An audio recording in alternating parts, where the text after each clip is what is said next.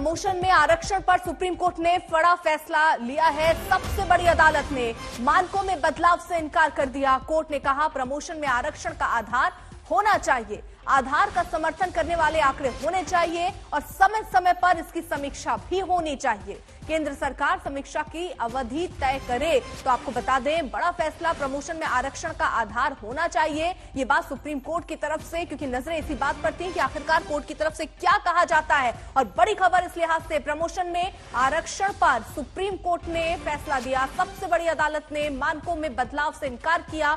Court ने कहा कि प्रमोशन में आरक्षण का आधार होना चाहिए। हालांकि सरकार की तरफ से पक्ष रखा गया था कि एक बहुत फासला दोनों के बीच में हो गया है और इसलिए कुछ क्या बदलाव कर सकते हैं, जिसको लेकर कोर्ट ने कहा कि अभी इससे इनकार है। कोर्ट ने यह भी कहा प्रमोशन में आरक्षण का आधार होना चाहिए, आधार का समर्थन करने वाले आंकड़े होने चाहिए और समय समय पर इसकी समीक्षा भी होनी चाहिए। साथ ही साथ केंद्र सरकार समीक्षा की अवधि तय करे, ये निर्देश भी सरकार को कोर्ट की तरफ से दे दिया गया है। तो समय समय पर समीक्षा हो, केंद्र इसकी अवधि भी तय करे। तो आरक्षण के लिए आंकड़ों का होना जरूरी है, ये बात भी सुप्रीम कोर्ट की तरफ से कही गई है। तो एक बड़ा फैसला एक तरीके से कह सकते हैं।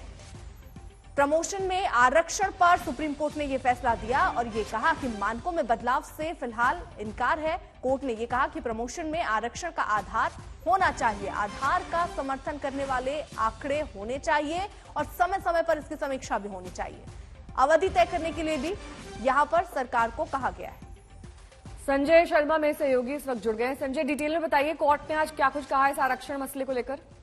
कोर्ट ने अपने फैसले में साफ कहा है कि इससे पहले 2006 और 2018 में सुप्रीम कोर्ट की संविधान पीठ ने जो आरक्षण के पैमाने तय किए थे उसमें हम कोई छेड़छाड़ नहीं कर सकते हैं, लेकिन ये कहा कि प्रमोशन में आरक्षण देने के लिए सरकारों को समय समय पे ये रिव्यू करना पड़ेगा कि जिन पदों पर आरक्षण की बात की जा रही है उनमें एससी एसटी वर्ग के लोगों को समुचित प्रतिनिधित्व मिला है या नहीं।